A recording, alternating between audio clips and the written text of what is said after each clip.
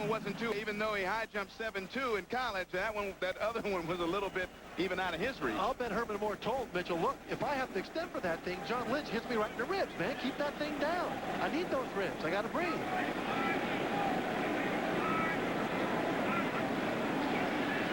Mitchell looking to the far side, has Glenn Milburn underneath, and Milburn gets inside the 40 to the 38-yard line, and they'll come up to the line of scrimmage and run it again in the hurry-up as we're inside a minute to go here in the first half. Detroit trying to get on the board, trailing by 17.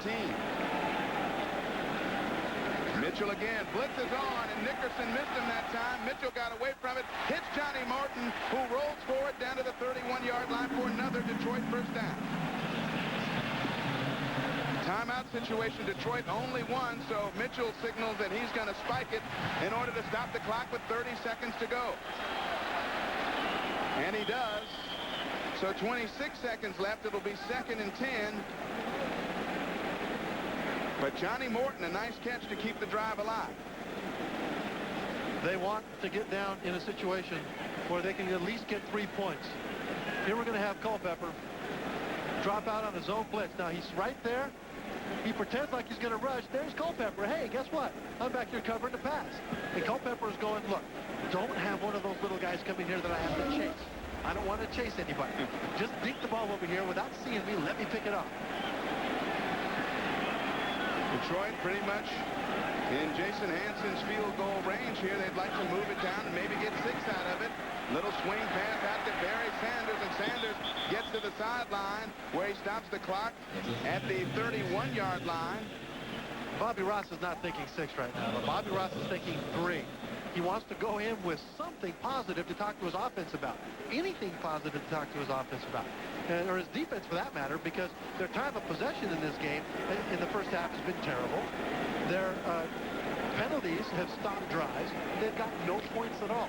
Something good has to happen in order for them to go in that halftime and spend that 12 or 13 minutes doing something besides sulking. So for pretty much the 6 straight quarters so far, the offense has been sporadic here in Detroit. We got some movement along the line of scrimmage. Chidi Ahanatu was coming across against Larry Tharp. Yeah, he's shaking his head. Chidi knows. Chidi knows. Chidi cheated. All start, number 89, offense. 5-yard penalty, 3rd down. Chidi didn't cheat. Chidi was a good boy. The veteran Pete Metzelaars, a 16-year man out of Wabash College. Can we say Metzelaars messed up then? We'll do the alliteration routine. That guy's been playing an awful long time, Pete Metzelaars. So a key penalty there, 3rd and very long, 3rd and 15 for the Lions. Mitchell looking far sideline and has his man over there. It is Metzelaars. Metzelaars forced out of bounds right at the 30 near the original line of scrimmage. So it'll be 3rd and very long if they're trying to get 6, but they've trot out Jason Hanson, who missed earlier from 52 yards. He hit the upright. This one will come from a little closer at about 47 to 48 yards will be this attempt. This was the whole strategy by Bobby Ross on this particular drive. I mean, you don't throw underneath the backs or to the sideline to tight ends if you're trying to get it all the way into the end zone from the 30 or 40-yard line. So they need this field goal. If they miss this, it's going to be an awful long halftime. Well, it's a 38-yard effort. And this one is good. All right, a 48-yard effort for Jason Hanson. And the Detroit Lions are on the scoreboard. It is 17-3 with 8 seconds to go in the first half. This was a good snap, good hold. Now the snapper wants to snap this ball right there with the laces forward. The laces aren't quite forward, so the holder spins it just a little bit so that those laces are forward. One thing that the kicker doesn't want to do on a long field goal is kick the laces with his foot. That hurts. Now, as a long snapper, I have snapped sometimes had those laces facing backwards. And you know what happens when you do that? The kicker gets all in your face on the sideline. There you have Compton, who snaps the ball. That was actually a very nice snap. The laces were only a quarter turn off, and so it was easy to make that little turn. You talked earlier about them needing to get away from the run if Barry couldn't get much yardage. Well, Scott Mitchell on that drive attempted his 28th pass of the first half, 15 of 28 unofficially for 110 yards. That's going a little bit away from the running game. Well, you double that through the whole game, 28 times 2. If he does the same thing in the second half, that's 56 pass attempts for this game. Right now, though, they're out of their game plan. Their game plan was to get the ball to Barry Sanders, let everything else come from there. Spread it around to different people. The problem is Johnnie Morton has a catch. Very few other people have catches out there. They're not spreading it around and having any success with that. So they've basically gone with Mitchell, try to throw the ball high up to Moore, and that is how they got this field goal. The only thing that's worked for them this first half. Carl Williams downs that kick, which bounced in front of him. He almost had a little trouble with it, but fortunately it bounced right up to him, and he downs it in the end zone, and Tampa Bay will likely take a knee as Detroit special teamer Scott Korkowski probably wished he could have laid some shoulder pads into somebody that time around, but didn't get a chance that time with the down. At least he didn't lay a shoulder pad into the ball carrier. No, listen, Korkowski's a legitimate tough guy. He would have wanted, and he might have laid a shoulder into somebody there. Sometimes they'll do that. They'll see that ball being down, and they'll go get it. So Trent Dilfer takes a knee. The boos rain down here, but the Detroit Lions do get a field goal on their final possession of the first half. 17-3 at the end of the first half. Fox NFL Sunday will continue with the Doctors Khakis halftime report after these messages and a word from your local Fox station. Detroit will get the ball first here as we open the third quarter. Michael Husted to kick it deep to Glenn Milburn. Milburn came into this afternoon averaging right around 25.5 yards a return. 25.8 to be exact coming into this game. Husted, strong leg and all, will kick it deep to Milburn, who's in the middle. And the third quarter is underway. Milburn takes it about 3 yards deep. He's advised by Schlesinger to stay where he is, so Detroit will take over first and 10 on the 20. Let's take a look at the numbers at halftime, and the Tampa Bay Buccaneers with Warrick Dunn are controlling things on the ground, Trevor. Yes, they are. If you look at rushing yards of the Detroit Lions, 14 yards. That's with Barry Sanders running. This is a single half. Now, most teams would be very happy with this number for the whole game. 143 yards and a half. That is ugly. Just no other way to describe it. Barry Sanders has gotten off to a very tough start so far this season. Hasn't had much room. Just 33 yards last week. 15 this week. Scott Mitchell throwing to his favorite target, Herman Moore. As Herman Moore just goes downfield, stops and turns around and catches it for about a 6 or 7 yard gain.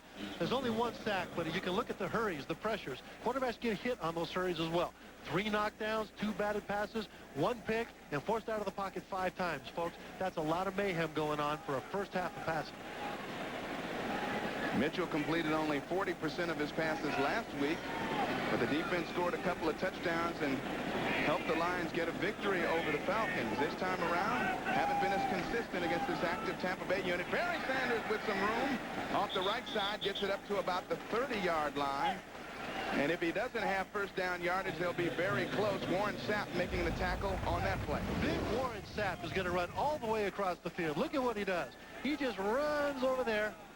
And oops, hey, Barry, you got an unexpected guy. Barry did not expect to see the right defensive tackle way over there on the left side of the defensive front. They are inches, literally inches short of first down yardage. You can see the nose of the football about, 2 inches from the 30-yard line. That's where they'll need to go on 3rd and 1. Double tight end set for the Lions. And Scott Mitchell, big body, just leans over 6'5", 230 pounds. Well, he's listed at 230. You think he's bigger? He's 230 and a couple of milkshakes, which is good. I mean, I want my quarterback like that. I want a big, tough, strong guy, but I tell you, on that quarterback sneak, he's not that easy to stop. Tharp and Lynch back in. Here's Lynch. Now you can see Tharp right there. Kind of hooks him. You can see his arm there. That's not necessary, Larry. Come on. He's just a little guy. Whoa! Pulls him over. That's like a rodeo. Well, I guess Tharp doesn't get much of a shot at little teeny guys. Might as well take advantage of him when you got him. On first down, Mitchell has plenty of time this time, going deep down the far side, and that one over the outstretched arms of Abraham. Donnie Abraham was there in the short coverage, and he also had some help from behind from Melvin Johnson. knocked away from the intended receiver, Johnnie Morton. Going back to the end of the first half, that's the first pass in about 5 or 6 that Scott Mitchell has not thrown towards Herman Moore. He's got to get other people involved in the offense. That's one thing that Sylvester Croom, I'm sure, told him, the offensive coordinator, during halftime. You've got to spread this thing around. Get it to Milburn, get it to Morton. You've got to loosen up the defense so there's room for Barry to run. So on second down, Barry Sanders trying to find some room, does not find much. Maybe 2 yards on the play. Hardy Nickerson, 12 tackles and a sack last week, is picking up right where he left off this week. He makes the stop. Hardy Nickerson is going to be watching Barry eyeball to eyeball the whole time, the whole game. Hardy says he always tries to establish eye contact with Barry. Now here comes Barry up into the line, and guess what? There's Hardy. Hello. Key third down play. Milburn in motion to the near side. 3 wide receivers set for Detroit, and the quick throw is closer to Tyrone Leggett than it was to the intended receiver, Glenn Milburn. Now time for a McDonald's game break. Let's go back to James Brown at our Fox Television Center. Hey, Eric, Rashawn Salam not helping the Chicago cause at all. Take a look at this fumble. Second of the game, a left play by Orlando Thomas. Picks it out of the air. He takes it to pay dirt. Minnesota on top, 13-10. Back to E-Man and Trevor Maddich. Thank you, JB. Detroit, hunt formation. John Jett strikes one high and deep, and Carl Williams takes it at his own 14. Williams squirts it out across the 25 to the 26-yard line, where the Buccaneers will take over. Hoping to add to a 17-3 advantage right here early in the third quarter. Looking at Meadowbrook Hall, just a couple miles from the Silverdome, completed in 1929. And guess this, Trevor, the cost of $4 million in 1929. It belonged to a Matilda Roush who married John Dodge. Now it is priceless. What would that be in today's dollars? Yeah, I don't even want to figure that one out. That'll be Warrick Dunn's next signing bonus. And speaking of Warrick Dunn, he's still bouncing and struggling for yardage. He gets out across the 26 to the 28-yard line. You know, long snap. Watch this poor guy in the middle, Tony Semple. He's an offensive lineman. He's going to snap this ball. He's going to run down the field. Now, offensive linemen aren't that fast. Now, he's on the ground right there. The poor guy is going to get up. He's going to run as fast as he can go. But Carl Williams, the returner here, is going to end up loose. And there's Semple. And oh, no, go! Oh. Come on now, I'm too big. I outweigh that guy by 100 pounds. There's poor Tony, you know, and that's not his fault. Second down and 8 for the Buccaneers. And they keep it on the ground with Warrick Dunn, who runs into a wall there and might have lost a yard on that play. He was upended immediately. On the bottom of the pile was Kerwin Waldrop. Stephen Boyd also helped out along with Reggie Brown, too. You know who helped stop this, too, was Mike Wells. Right here. Travis Kershke came in for him and replaced him for a while. Now Wells is saying, hey, folks, this is my place. I'm going to stuff the line of attack right there. Point of attack. You're not going to come through here anymore. You know, he's worried about losing his job in there. He doesn't want to think about somebody else coming in and doing better. Because that's where they ran the first half, right up the middle of Wells and Ellis. 3 wide receivers set for the Buccaneers, 5 defensive backs for the Lions. And nice strike there from Trent Dilfer as he hits his wideout, Horace Copeland, for first down yardage up at the 39-yard line. So they'll move the chains. Well, that's what we talked about, that until Detroit could stop Warrick Dunn up the middle, Copeland wasn't going to get too far involved. But guess what? They stop him up the middle. Where do they go? Back over to Copeland. You know, Tampa's saying, fine, you guys want to stack your whole defense in the middle? Do it. Hey, we invite you to. We got some other guys on the outside we haven't introduced you to yet. Well, number 88, Copeland, they call him High C because he's extremely fast and a big target at 6'3", 208 pounds. Again, he missed all of last year with a torn patella tendon suffered in the preseason. And Dilfer has a man open on a crossing route, and it is caught by the rookie Riddell Anthony out of Florida. And they'll move the chains again as he gets across midfield to the 49-yard line of the Lions. Trent Dilfer talked about having poise in the second half as he did in the first half. In this case, he needs no poise. Look at this protection. Those guys might not even be there. He might as well be out in the park throwing to his buddy. He'll step right up in the pocket and off his front foot.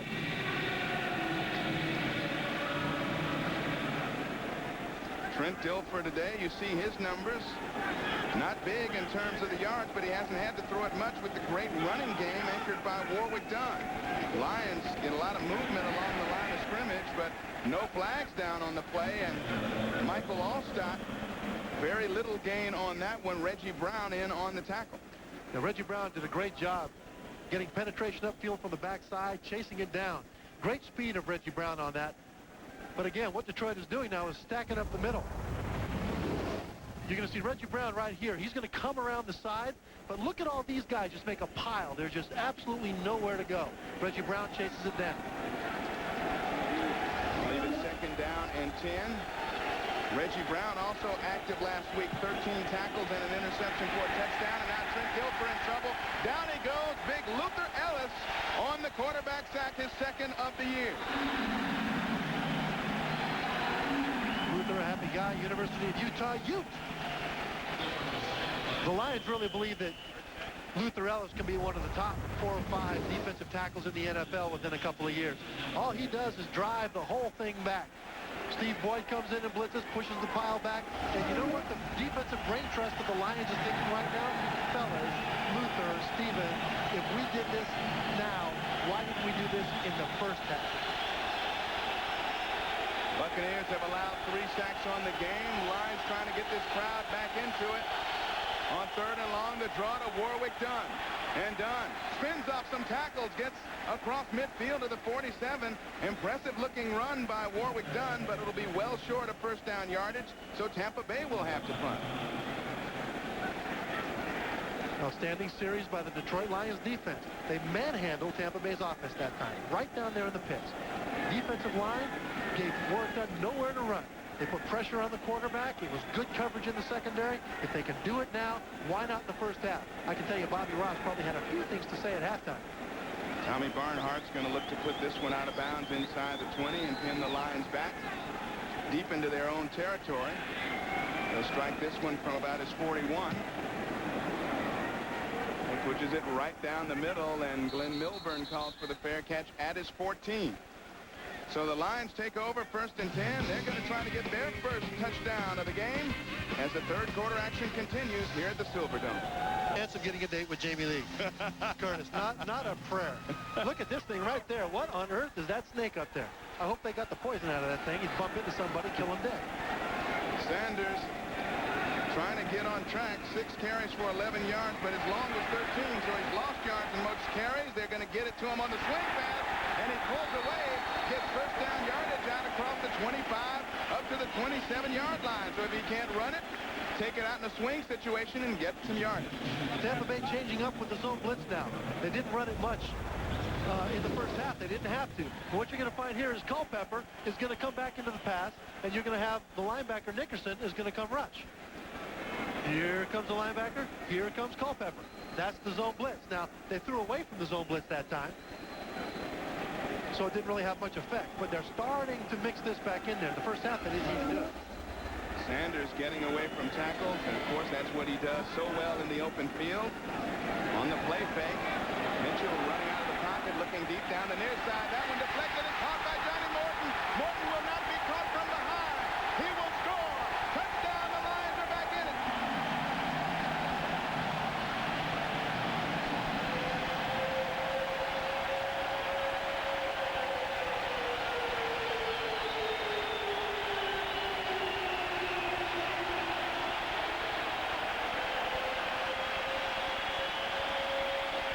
So the crowd has something to cheer about finally. Scott Mitchell, 73 yards to Johnnie Morton. Johnnie Morton is going to come right down the sideline on this side of the screen. That ball's actually tipped. That's just great concentration. You know, he got open. It was a pretty decent throw, but that was athletes making plays. And Morton is turning around and looking back at those defensive backs, knowing they weren't going to catch him. That's like, buddy, you think you're going to catch me? Think again. This field is not long enough for you to catch me. Tony Dungy not too happy with that big turn of events. Johnnie Morton off the deflected pass. Anthony Parker appeared to get a hand on it, but he was concentrating, caught it, and outran everybody into the end zone. The Lions right back in this one.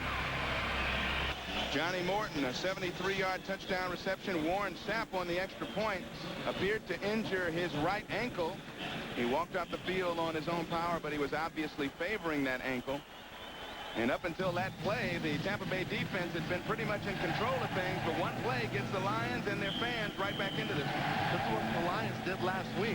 They didn't move the ball offensively very consistently. What they did have, though, was a couple of long touchdown plays to Herman Moore that kept him in the game. This one long play makes a blowout a close game then. This is Carl Williams. And Williams upended short of his 15-yard line, and a tackle there on special teams by Ron Rivers. And the crowd is right back into this one. So Tampa Bay takes over on offense when we come back to the Silverdome in just a moment. Don't turn this thing around now. Warren Sapp injured his right ankle, as you saw. His return is doubtful. On the draw play, Warrick Dunn doesn't have a lot of room, still surging forward, and Dunn drives the pile up to about the 18, 19-yard line.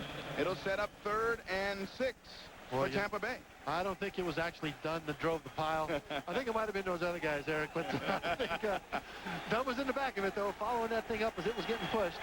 I kind of expected him to squirt out of there after a little while. As small as he is, he must be difficult to see. Some of those big guys. How do you tackle a guy that's already almost on the ground?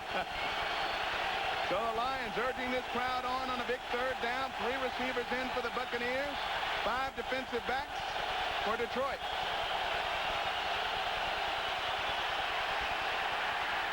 Dilfer under some heavy pressure, throws it short of Horace Copeland, and the Lions make another defensive stand. They'll get it back as Tampa Bay is forced to punt. Once again, pressure on Dilfer. Look at the defensive tackles as they come through. They're just going to drive the pile deep. There's nowhere for Dilfer to step up. That means that when this is deep, these guys can come around. There's nowhere for Dilfer to step up. Tommy Barnhart turning it deep to Glenn Milburn, and Barnhart gets this one off the side of his foot. But he gets some good distance on it. Considering he shanked it a little bit, it'll go out of bounds, be marked at the 37-yard line. But for the Lions, good field position.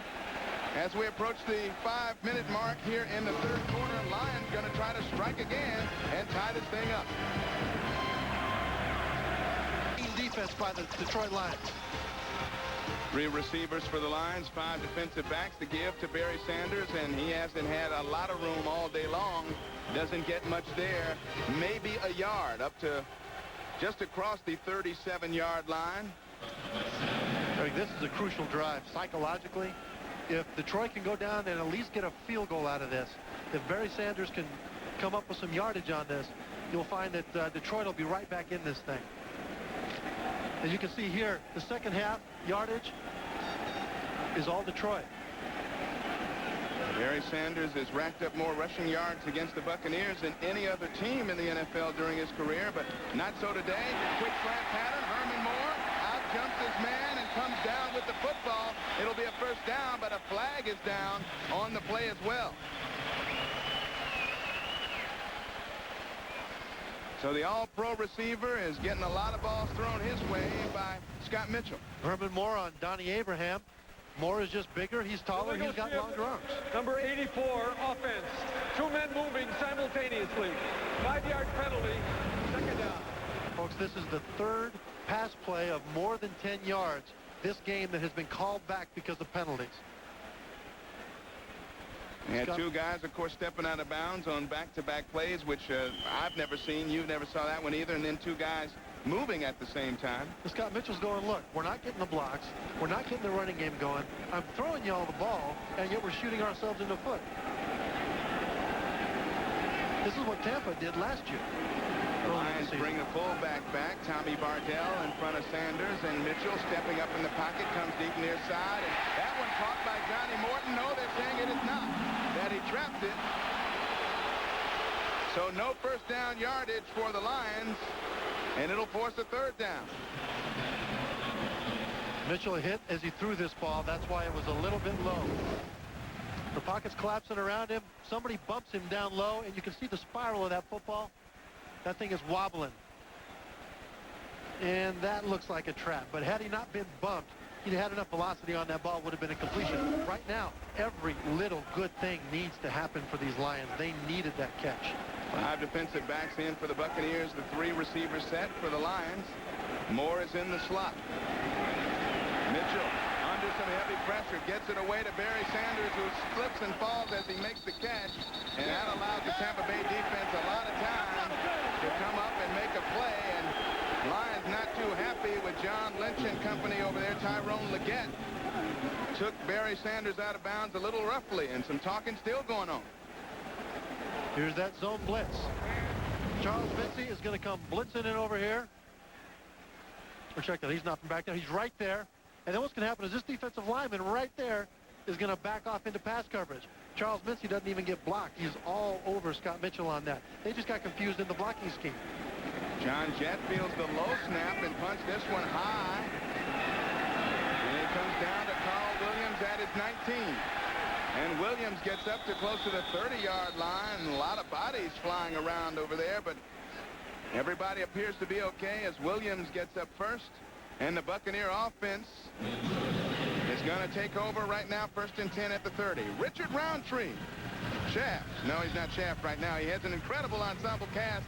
Can you dig it? Oh, man, we got to work on you. I know. I got to work on the hairdo, too. Trent Dilfer and company stifled here in the 3rd quarter, trying to get something going. Warrick Dunn does not have a lot of room as he attempts to turn the left corner. So it'll be 2nd and 10. No gain on that play. Well, you see Kerwin Waldrop, too. He was into that thing. He was all fired up about this. Now, here's Waldrop up here. What's going to happen is Detroit is just going to push the line of scrimmage to the Tampa side of the line. That's the first thing that an offensive coach will look for, is what happens when the offensive line and defensive line come together. Does it drive into the defensive side? Is it a stalemate? Or does the defensive line push the offensive line back? Detroit pushed the Tampa offensive line back.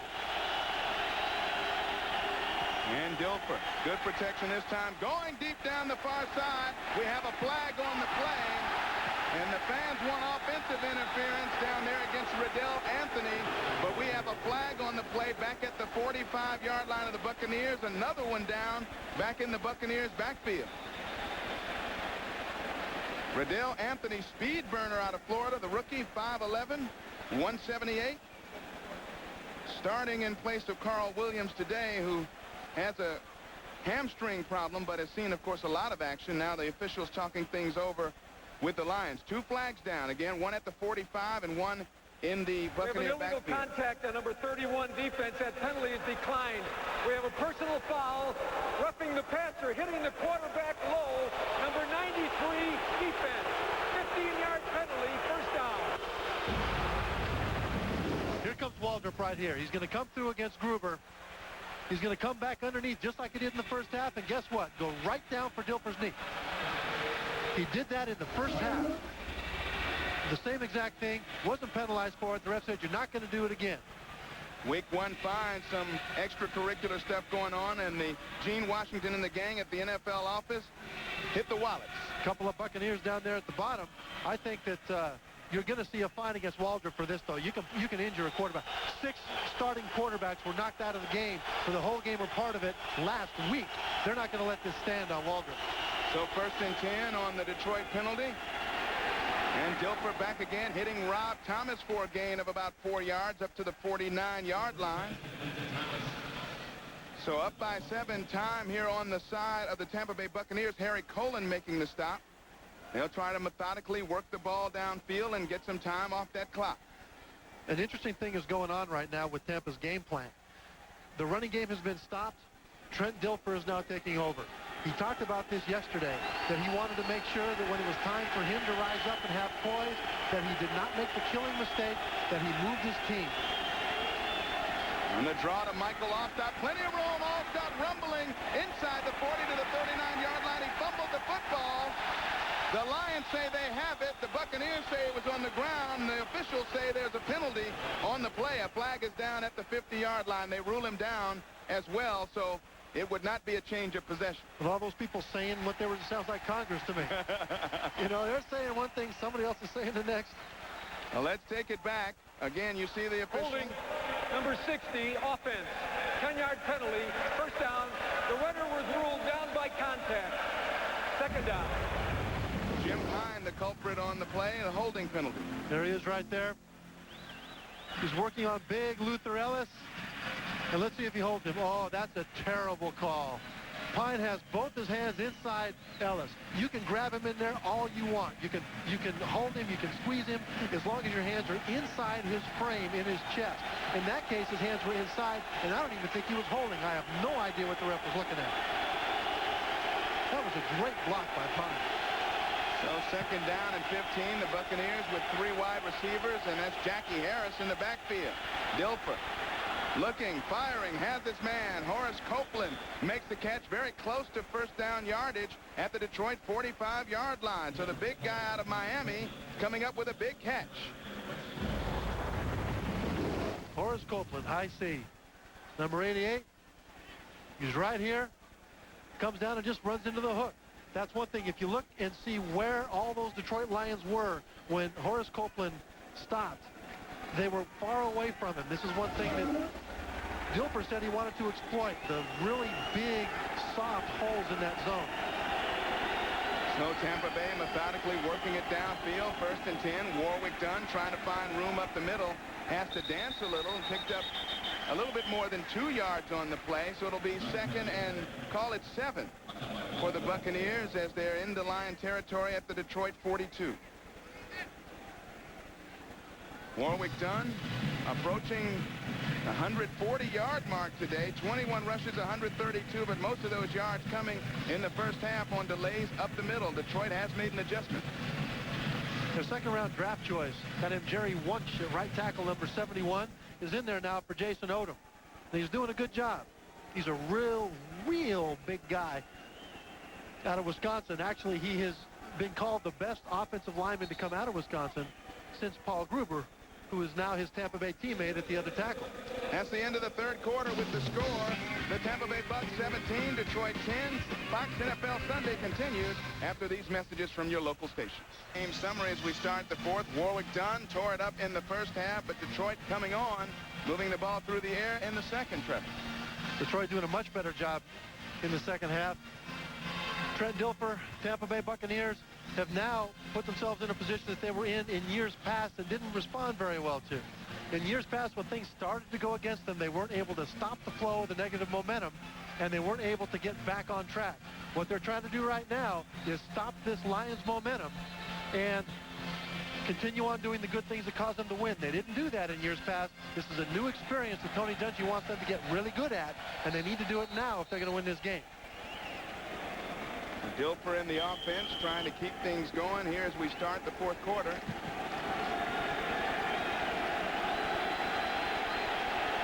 It'll be second down and 8 for the Buccaneers. Michael Allstott, the lone setback. And Dilfer looking on the quick post pattern. He had Carl Williams. I'm sorry, Riddell Anthony. Check that. And Riddell Anthony let that one go right off his chest. And Bryant Westbrook making the hit, the rookie out of Texas.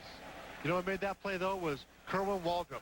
Waldrop came in, just crushed poor Trent Dilfer. That's a nasty guy down there, too. They call him K9, K-Dog, some of his friends do, and he's a mean guy. You know what? He's not the kind of guy that you want to meet in a dark alley. He's not the kind of guy you want to cut in line in front of at the bank. He will hurt you. He's going to try to put a hurting on Trent Dilfer, third and long for the Buccaneers, who've been quite successful today on third down. Lions showing blitz. Dilfer setting up the screen. Has Warrick Dunn. And Warrick Dunn has room inside the 35 down to the 31. First down for the Buccaneers. A big one.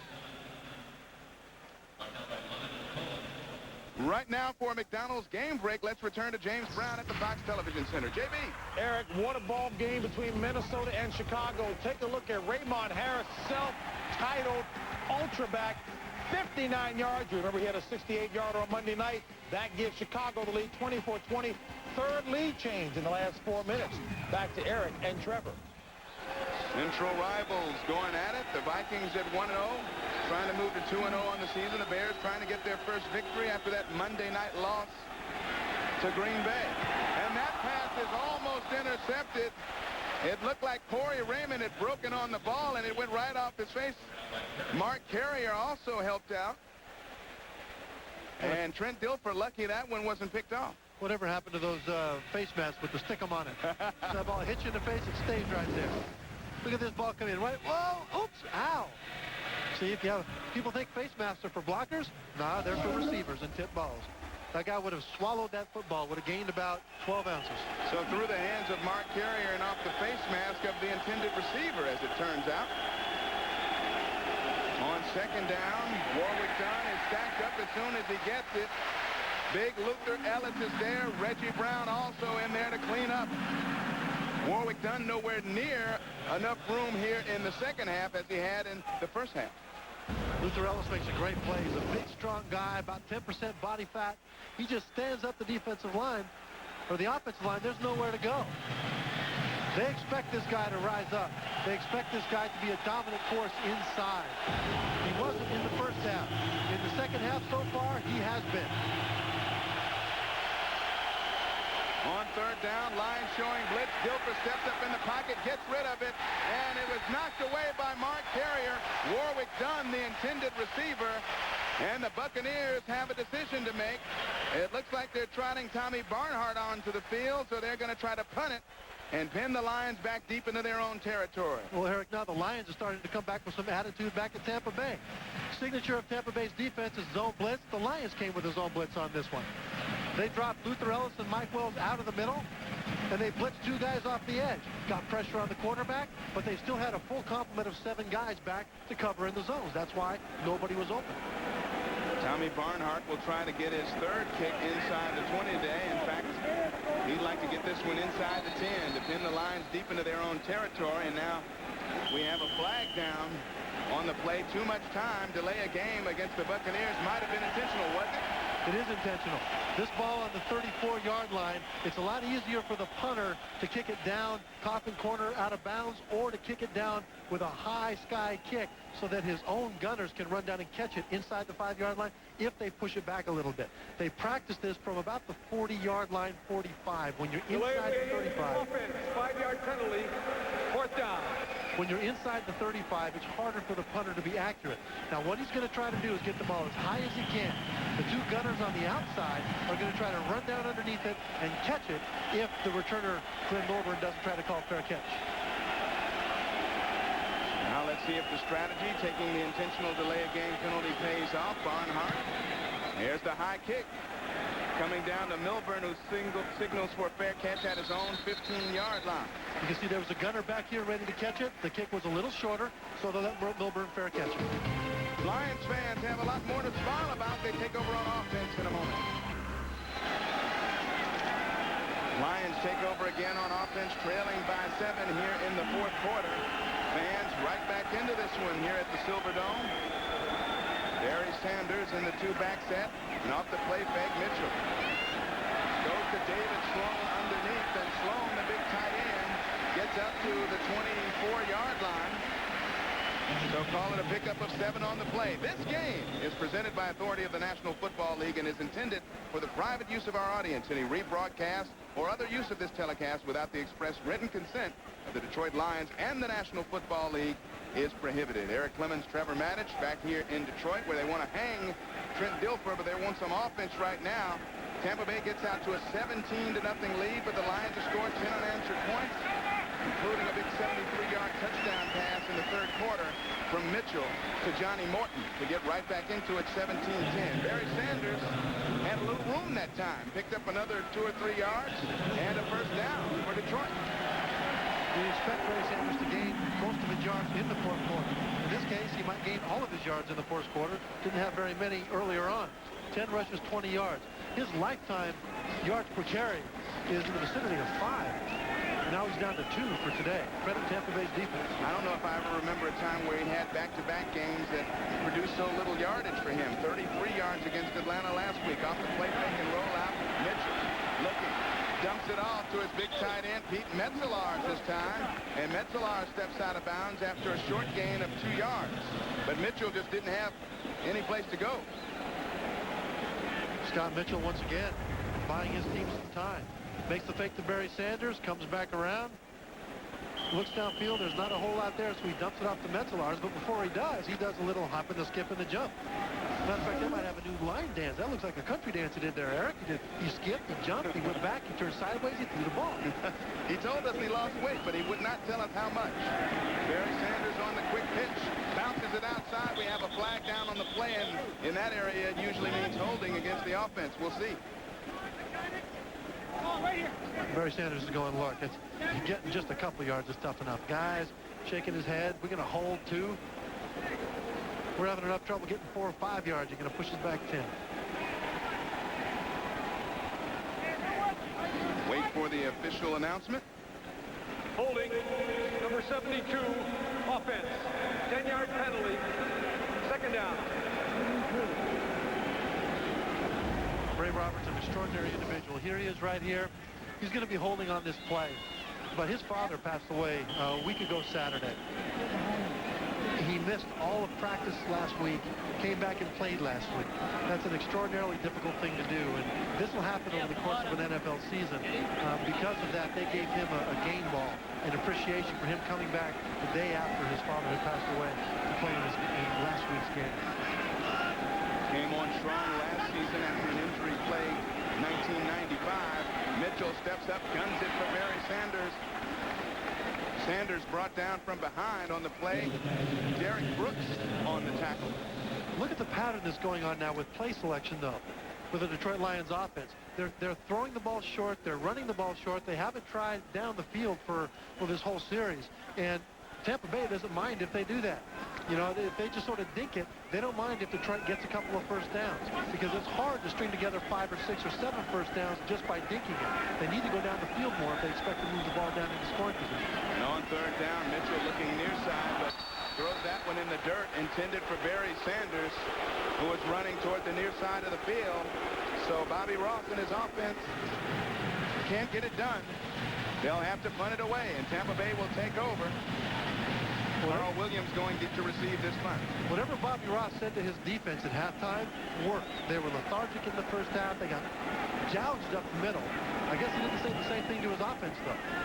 John Jett, a high punt angling toward the far side, and Williams fair catches at his 28-yard line, where the Buccaneers will take over. With 10:24 to play, Tampa Bay looking to run some time off the clock, up by 7. Right there on that little girl. I was going to ask her what a pretty little girl like that is doing at a rough and tumble football game. She seems to be enjoying the music and the atmosphere. You know, that's how you make your children fans. You know, when they're real young, you give them a bow, you give them a shirt, have the team logo on it. Big series here for the Buccaneers as Dilfer looks to put it upstairs. He comes across to Horace Copeland, and Copeland catches it on the near side, brought down by Corey Raymond, but he picks up 12 on the play. It'll be a first down for Tampa Bay at the 41-yard line. Mike Wells just flattened Dilfer on that play on the rush, delivered it just as he was getting hit. Copeland actually fell down, got back up, made the catch. Again, that's the kind of big play that Tampa Bay didn't make under duress in the last several years. They're learning now, second half of last season, beginning of this season, how to do this under pressure. Second down give goes to Warwick, or first down give rather, check that, to Warrick Dunn. And Dunn gets up close to the 44-yard line. That'll set up 2nd and 7 as he picks up 3 on the play.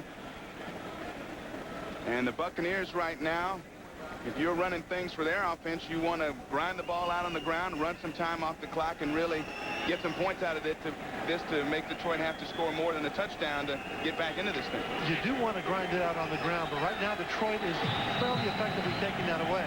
They need to do more play action, and they need to throw the ball underneath in the hook zone where those linebackers would be if they weren't so concerned about the run. Off the play fake, Gilbert looking down the middle, and he overshot his man. Rob Thomas was cutting across the middle and appeared open, and Dilfer under some pressure from Tracy Scroggins. Well, Tracy Scroggins ended up underneath Dilfer on that. You got to say who tackled who here. But again, this is pretty good poise by Dilfer. Scroggins is going to come in and get blocked into him. Right here, Dunn is on this guy who outweighs him by about 75 pounds. He has to go low. When Dunn goes low, cuts Tracy Scroggins. Scroggins can't help but to fall into the legs of Trent Dilfer. That's different from what Trevor Walker did when he intentionally went into the legs of Dilfer.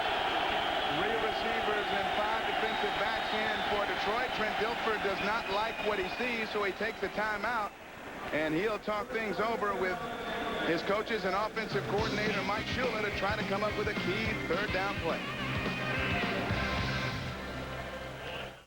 Roll on through. This NFL Sunday doubleheader. It all starts with America's most watched pregame show. Then in early action, they stay in the Central. The Buccaneers battle the Vikings, or the Lions taking on the Bears. Then it's the Rams lining up against the Broncos, or the Saints clashing with division rival San Francisco.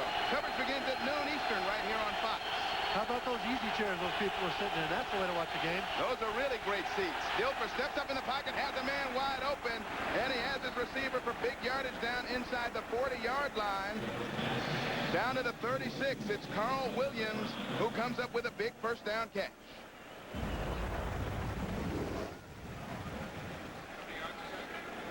Carl Williams is going to come right into the middle, right over here. And this is what I was talking about. That's the hook zone.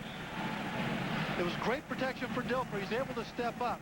But running up the middle is not working right now. Passing to the perimeters is not working. So guess what? We're going to throw it into the hook zones. We're going to get between those zones. Dilfer has time to throw that time. It was a nice throw and catch. Williams is down on the field. He tried to walk to the sideline under his own power. He could not. 18-yard completion for the Buccaneers, their longest today, and a big one on third down and long. Carl Williams coming up with the catch. Well, Rodell Anthony, the rookie, started this game because Williams missed Wednesday's practice with a thigh bruise, wasn't it? And he may have aggravated that here just now in this play. And looking at his knee, apparently looking at his right knee, and he could not make it as you see him attempt to walk off the field right there, and he grabs a hold of it. Now he's walking a little bit more under his own power. Might have suffered a little bruise on it as he went down hard after making the big 18-yard catch. You know what? I know what that feels like, and that hurts. You know, football players are tough guys, and you can walk off the field. I mean, Jerry Rice walked off the field with a torn-up knee because it was such that he could, even though he was in pain. Carl Williams must have been in a tremendous amount of pain to start to walk off the field and go right back down again. Rodell Anthony, who got the start this afternoon, is back in there. Rob Thomas in motion to the far side. They give to Warrick Dunn, who doesn't have any room. Dunn had 102 yards rushing in the first half, his first 10 carries. His last 13, now 14, he has between 32 and 35 yards, so they've shut him down. Once again, from behind, you're going to see this offensive line is going to get no push at all. Warrick Dunn's view is Lions everywhere. The only other thing he sees is his own offensive lineman pushed back into where he wants to cut. Now look at this little guy. Look at his little helmet under all those lines. That's just not fair.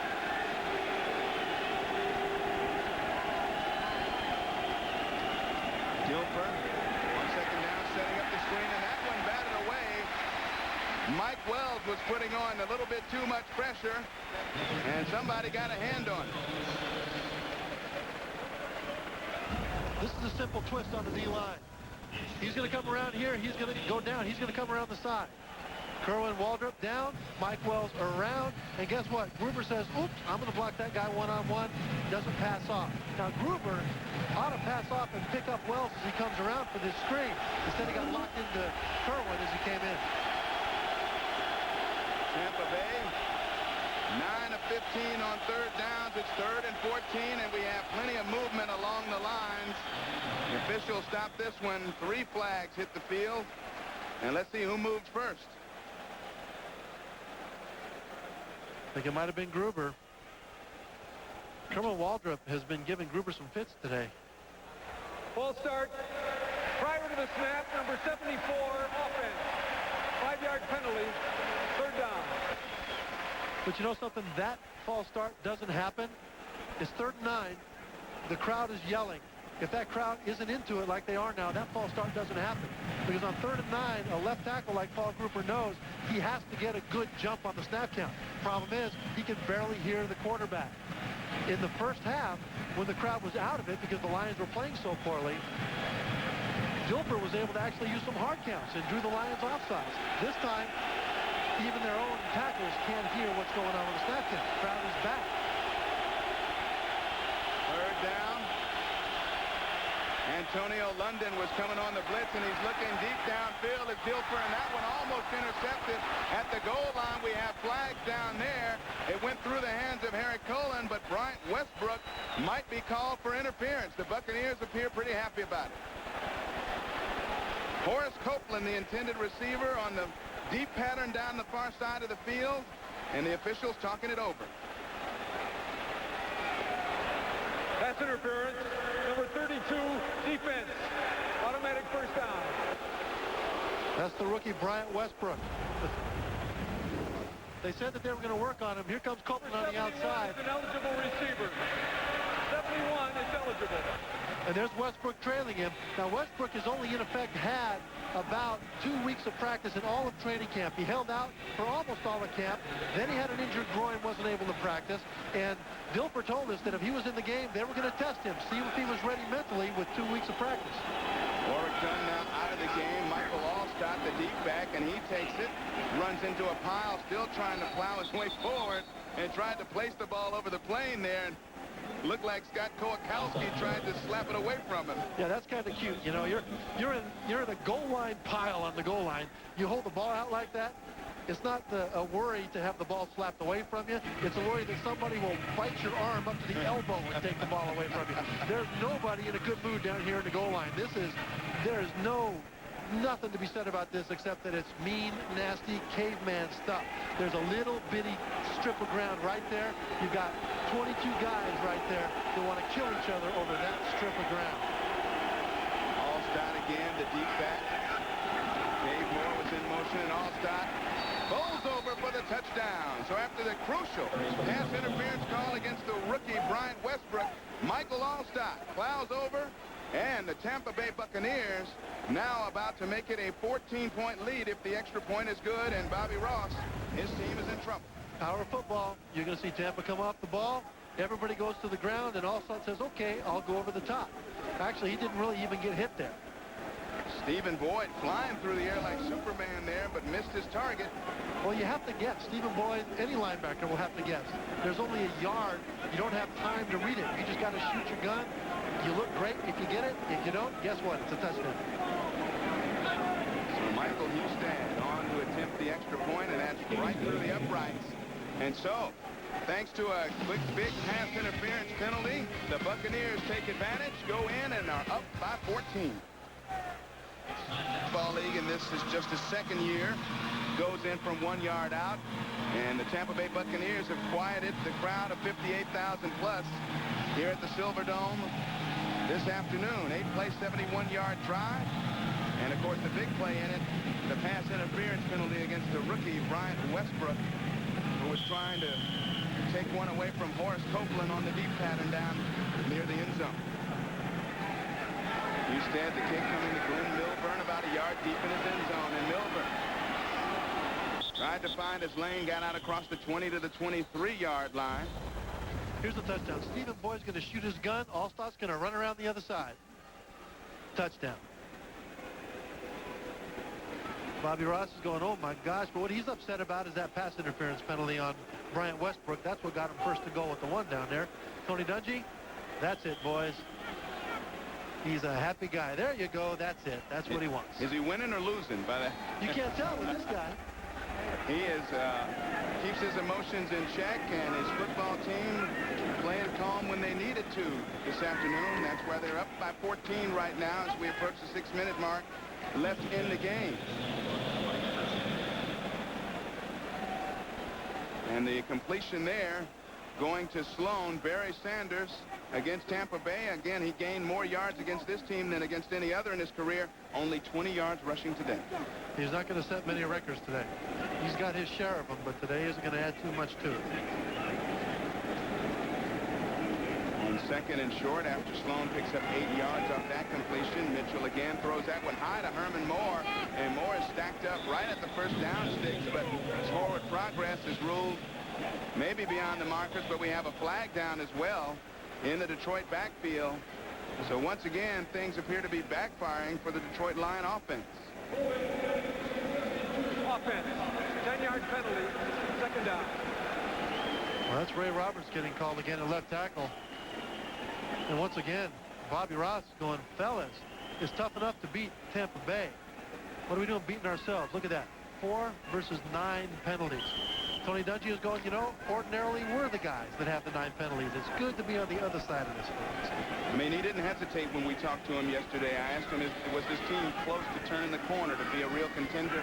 He didn't hesitate and said yes almost immediately. And they need just a little more confidence and experience in winning games and putting them away. That pass incomplete on second down, intended for Herman Moore. And there were 2 things that he said, Eric, that would complete that turn around the corner. One was consistency. The other one was not making that killing error. Don't beat yourself. And today they haven't beaten themselves. The Lions, on the other hand, have done a lot to hurt themselves. On third down and 12, Mitchell stepping up in the pocket, throwing deep down the field, and he didn't throw that one near anybody. It looked like he might have been looking for Johnnie Morton, but he threw that one way over everyone, and the Lions may be forced to punt. They will be forced to punt as the Tampa Bay Buccaneer defense holds on. Tampa Bay is just winning the one-on-one matchups. They're winning man-to-man on the offensive line, in the coverages, backs against linebackers. They're not having to do any tricky things. They're just winning. Jet with a high punt coming down to Williams, who muffs it at his 27-yard line, but he picks it back up. And fortunately for the Buccaneers, he squirts it out across the 30 to the 32. And Tampa Bay takes over with 5:18 to go in the game, up by 14 points. We'll see that once again. He needs that face mask with the stickum on it. You know, how many times have you seen guys get hit in the face with a football? That's... Following our game today, most of you will see the second half of our Fox NFL Sunday doubleheader featuring the Super Bowl champion Green Bay Packers and Brett Favre taking on the Philadelphia Eagles, who struggled a bit in the preseason. And some of you will see the Giants battle the Jaguars. Check local listings for the game and time in your area. Brett Favre and company also suffered a few injuries in that Monday night opener against the Chicago Bears. Some injuries that could hurt them down the stretch. One of the deepest teams in the league, though. Their depth is going to have a chance to show what they can do. Newsom and Chimura both go out of that game with injuries, and Michael Allstott plowing over the middle, picking up 5 yards on first down. Lions need to come up with a big play desperately here to try to set up their offense or strip the ball away and get the ball back to try to get back in this one, down by 14.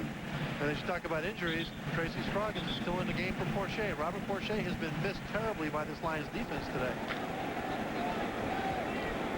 The Bucs headed to their first 2-0 start since way back in 1980. The other happened in 92, but they finished 5-11 that year. Allstott again on second down. And look at the pile move with big Michael Allstott with a little help from his friends on the offensive line. He just closes his eyes and pretends that that's his brother's Jeep. Pushes it right up. Tony Dungy, you're right. Is he winning or losing? Right now he looks concerned. Come on, you're a head coach. 2 touchdowns. This begs the question, is Tampa Bay really this good? And let me tell you something. Defensively especially, the answer is absolutely. The first 5 games of last year, Tampa Bay gave up 25 points a game. The last 11 games, they gave up 15 points per game, and there were only 2 teams in the league that gave up fewer, Green Bay and Carolina, both teams that were considered to have dominating defenses. And so Tampa Bay has put themselves into the level of NFL dominating defenses. It's going to take a while for other teams around the league to actually give them credit for it, but San Francisco now knows. The Detroit Lions now know. They need to be consistent, which is what Tony Dungy talked about. But Tampa can be a great dominating defense. If they have that, you don't need much flash on offense, just some ball control, move the ball, and convert plays. And many teams with that MO have gone on to appear in and win Super Bowls. New York Giant teams of Parcells had great defenses and sometimes plodding offenses, but it was enough to get them a championship. And the Buccaneers appear headed in the right direction. Here's the look at the Buccaneers' next 5 games. Not a really easy road, but certainly winnable. They're winnable, all right. This is huge against Minnesota. They looked awesome in defeating Buffalo last week. Division game. Division games count for 2 based on tiebreakers instead of when you win or lose a division game, it's double whether you win or lose this when it comes to tie-breaking procedures. And so that's not an easy thing. They're looking down the road at this. Green Bay, Eric Rett right now is just looking to the road on how to get out to the field, for goodness sake. Last week he didn't play it down. This week he hasn't played so far either. Redd admittedly hurt himself with a long holdout. Last year, a 94-day holdout. Still led the team in rushing when he came back with 539 yards, 3.1 per carry average, and 3 touchdowns. But Tony Dungy told us yesterday that Eric Rett will see action as situations determine this year. He's a tough inside-type runner. They will need his services at some point in the season. They just haven't needed it with Warrick Dunn, especially in the first half, gaining a lot of yardage today. Look at the frustration in Eric Rett's eyes, though. I mean, they're winning. Does he look happy to you? He's glad for his team, but for goodness sake, that little guy just took his livelihood. Wasn't personal, just got chosen. Michael Allstott spinning off tackles and pulling his way forward to the 47-48-yard line. Detroit Lions, who play the easiest schedule in the National Football League this season, look at their next 5 games. Once again, though, they've got a division game coming up, another division game coming up, another division game. And I'll tell you what, right now, they're just thinking about beating Chicago. Bobby Ross will not allow them to look forward to those guys. They will not allow them to look forward to those guys. They have plenty to think about in this game. Now, the defense of the Detroit Lions has played a great game in this second half. They really have done well. Bobby Ross is going to have to try to figure out why they were so poor in the first half when Tampa moved up and down the field on them. The offense still hasn't been solved. For the first time, Barry Sanders is running with a fullback. He's running with tight ends. It's a new technique for the blockers, for the offensive line to learn. It's different for the receivers. Instead of a 3 or 4 receiver set, most of the time they're in a 2 receiver set. Barry Sanders and the Detroit offense haven't quite found their rhythm yet with this new offense and all these new techniques. They better find it quick. They need to run the football well. The Lions only 3-8 when that man, Scott Mitchell, has over 40 attempts this afternoon. He has thrown 41 times. And Michael Allstott again, as the Buccaneers look to just eat up clock and churn out yardage with the big fullback. Allstott 6'1", 248, had 69 yards rushing last week and 3 receptions for 50 yards in the win over the 49ers. This guy is going, you know, I paid money for this. He does not look very happy. That's sort of a look of consternation. I mean, that's not even anger. That's like, oh, man. That looks like a Boston Red Sox fan. That's what that looks like. Poor Red Sox have had to endure all kinds of grief over the course, well, ever since the Red Sox got rid of Babe Ruth. When they sold Babe Ruth to the New York Yankees, they were cursed. And that guy has a look of a man cursed. Look at the running back comparison. Warrick Dunn, 130 yards, many of them 116 to be exact in the first half. Barry Sanders hasn't had room really all day. Guys, if you were to black out these names and just look at the numbers, which would you guess would be the running back with those numbers? You guess the future Hall of Famer, no question about it. Yeah, you would. Especially with his career marks against the Tampa Bay Buccaneers. And Barry Sanders is a great guy. I mean, he's not interested in flash. He's not so interested in getting all the accolades. I remember my rookie year, I played for Detroit. We were down at the last game of the year in Atlanta. In the fourth quarter, he came out of the game, found out that Christian Okoye of the Kansas City Chiefs was 10 yards ahead of him in the last game of the season for the NFL rushing title. All Barry had to do was go back into the fourth quarter, gain 11 yards, and he would have been the NFL rushing champion his rookie season. When he was told that on the sidelines, Barry said, you know, we don't need it. Let somebody else have it. There'll be more years for me. He's a man that's interested in winning. Flag is down at the 42-yard line of the Buccaneers. And Jerry Markbright sorting things out down there, and they are bringing it back, so it's a penalty Holding against Tampa. number 22, kicking team. 10-yard penalty, 4th down. Charles Mincy had an interception earlier today, set up their first touchdown. First score, rather, a field goal by Husted. There's a loyal fan. I wonder how long that took. I don't know, but I wonder how long it'll take to get that off. If you don't use the right kind of makeup, it doesn't come off. He'll go to work tomorrow kind of painted like that. You know, I mean, he'll have a blue shade on that side and a silver shade on the other. Faces of frustration here at the Silverdome.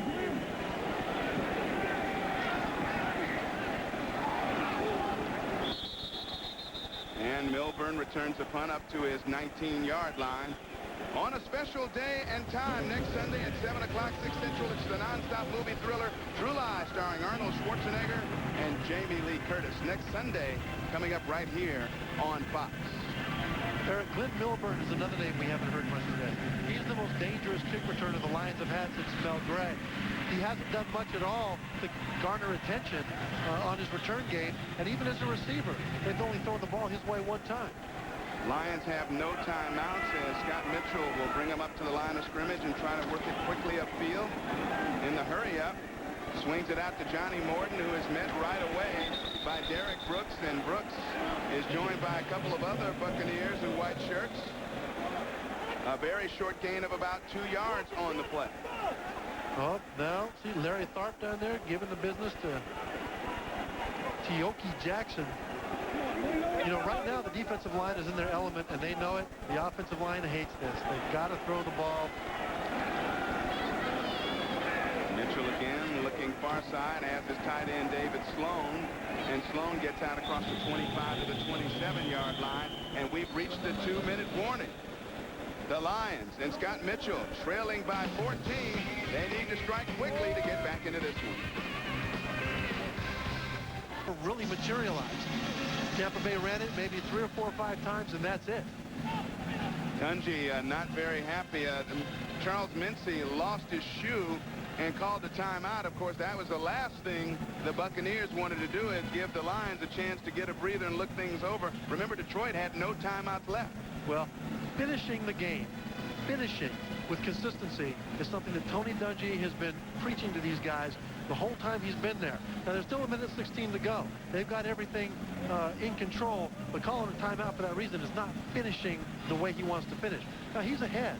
He's about to go 2-0 if, you know, they can hold on to this 14-point lead, and yet he was upset about a point of detail. Very detail-oriented. He also made an example out of his defensive leader, Hardy Nickerson, in the preseason. Nickerson got involved in some extracurricular activity with the Redskins in a preseason scrimmage, and he sent Nickerson into the locker room. So he can make his point known as they go underneath to Barry Sanders, and we got another flag down on the play and another flag down on the far side of the field. So now things may be getting a bit testy down there. And there's Larry Tharp, jawboning at somebody. He's been mixing it up all game long. Right tackle, number 71. Personal foul, unnecessary roughness on number 53, offense. The other way. 15-yard penalty, first down. Veteran Kevin Glover coming in a little late. Pro Bowl center, he is right here. Yeah, Kevin's a little frustrated right there. They haven't been able to run the ball at all. He came in and look at him look down at that guy. He's saying, hey, buddy, when you come around the pile, I will get you. Unfortunately, he was a bit late. This guy, one of the most steady centers in the National Football League, been starting for this team for 13 years now. Tyrone Leggett was the unfortunate victim of that late hit, and he's only 179 pounds. Glover going at 282, and Mitchell, trying to get out of trouble there, throws that one away. And the few fans that remain here at the Silverdome not very happy about this turn of events late in the contest. We have another flag down on the play at the 30-yard line. Oh, we're right back to Kevin. He dished it out. This time they're going to dish it to him. Right there. Oops. An eligible receiver downfield, number 77, offense. Penalty is declined, second down. Kevin Glover picks and get off that pile. Next play, somebody comes flying around, and oops, sorry about that, Kevin. Didn't mean to push you in the back or anything. Listen, this is like the old schoolyard, folks. I mean, it's no different. If you can just take it back to the 6th grade, there are guys you like and guys you don't. And when the guys you don't like start to get in your face and embarrass you, then you have those same kind of feelings. You're mad. Mitchell trying to make something happen downfield. Steps up in the pocket, is in trouble, and down he goes. Jackson coming in for the sack. Doing and this is where defensive linemen just lick their chops. Mitchell knows it. The offensive line knows it. Is this a, oh my, Ooh. is that a Detroit Red Wings jersey? Yeah, it was a jersey. Was he cheering for a Tampa Bay sack? David Sloan catches it underneath, trying to get to the sideline, and he does. Gets up to the 34-yard line where the clock is stopped with 33 seconds left, so it'll set up 4th down and still pretty long. 4th down and 13 yards to go for 1st down. Are the Tampa Bay Buccaneers for real? They whoop up on the 49ers. Some people said it was because they lost their 2 future Hall of Famers. But guess what? They come up here, play in the Dome, hard place to play, division game, and they do it again. Tampa Bay, folks, looks real for 2 weeks. And they snap, or about to snap, a 5-game losing streak. Mitchell in trouble again, gets out of it, and he gets it away to Barry Sanders in the open field. And look at Sanders make moves. Now he has some blocking on the far side. Sanders may go. Touchdown, Detroit. Unbelievable.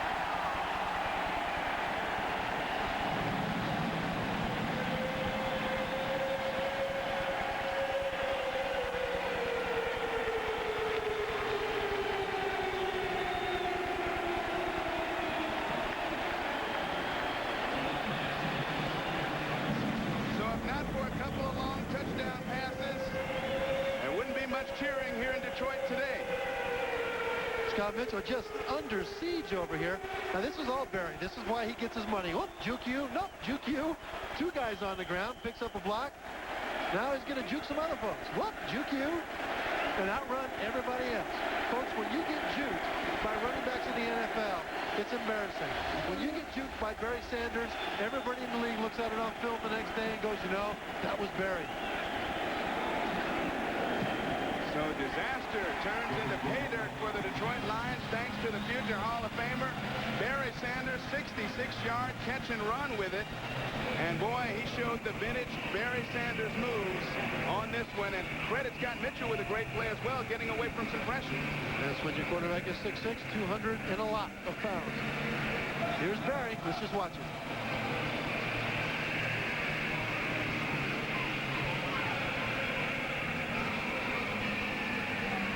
Melvin Johnson and outruns everybody else. Well, we were silent there a little bit because you just love to watch number 20 at work. You know something, imagine being one of these guys in the open field here. Warren Sapp told us yesterday that they liked the idea of Barry running behind the fullback because he would have to follow the fullback in between the tackles more often than not. The thing that defenses fear most is Barry Sanders in the open field. You know what's funny, though, is that was a spectacular run. A spectacular run. But some of the most spectacular runs I've ever seen by Barry Sanders have been when he's lost a couple of yards. When all the blocking broke down, and he started juking people in the backfield and made a 4-yard loss into a 2-yard loss. Now it's time for the hands team in terms of your special teams efforts here. The all-hands team is going to be on for the Buccaneers because you know Hansen is going to try the onside kick here and give his Lions one more shot with a recovery and a long pass down to the end zone to try to tie this thing up. This thing is not over. See a lot of the smaller guys with the better hands. Dave Moore out there, Brooks, Melvin Johnson. Everybody playing up close, expecting the onside effort to the far side. The first guys down the field are going to block only. The guys behind are going to try to pick up the ball. Oh, terrible kick. And it did not travel the required 10 yards on an onside effort, so the flag will be against the Detroit Lions. Yeah, Jason knows. Jason knows. What happens on those onside kicks, though, is they're very well choreographed. It's not just everything breaking loose down there, a free-for-all for the football. The team that's kicking the ball, the first 3 or 4 guys in line will go down and try to wipe out the front line of the team trying to receive the ball. Then the guys behind come in. Illegal touching of a free kick, 5-yard penalty, and a re-kick by rule. Re-kick. The guys behind come in and try to recover it. Now, this actually plays right into Detroit's hands, and I don't like this rule actually because it was a bad kick. I was going to ask you about that, right? Yeah, it was a penalty on the play, so they get to try it again. You know, and I guess the NFL likes this rule because it gives them an extra chance. This is a very exciting play, you know, and everything surrounding it's exciting. But I think since it was a penalty on Detroit, I think Detroit should lose opportunity to keep the ball. But look for the lead guys to wipe out the front line of the Tampa Bay Buccaneers, the guys behind to try to get that ball. Jason Hansen, if he blows it twice in a row, he might be shot by his teammates after this game. Tampa Bay has a timeout left. If they recover this, they won't need to use it, and that ball is off the hand of a Buccaneer and goes out of bounds. So it's Tampa's ball, and Tony Dungy can breathe a sigh of relief with 15 seconds left. Bobby Ross will have to go back to the drawing board after this week. Only a couple of big plays by his offense has him with 17. Otherwise, they've been pretty stagnant all day long. No, those two big plays were some things they should have been trying out the whole game, because Detroit's offense had been trying to nickel and dime them, dink them, get low averages, high percentage plays. Low average on yards per play, but high percentage plays, get a lot of them. The problem is they were not able to string together enough first downs to move the ball, control the clock, score touchdowns. Only on those two long plays did they have any success. So Trent Dilfer takes a knee, and the Tampa Bay Buccaneers under Tony Dungy have started off 2-0, and going back to last season, they have won 8 of their last 10 ball games. This is a tough team. A lot of people picked them to finish behind Green Bay in this division. So for Trevor Maddich, I'm Eric Clemens saying so long from the Silverdome, where the final our doubleheader. Some of you will see Green Bay and Philadelphia. Others will see the Giants battle Jacksonville. You're watching Fox Sports coverage of the National Football League. So long, everybody. Happy is the Tampa Bay Brain Trust, who chose the running back with the 12th pick in the draft. Nicole Watson has his story.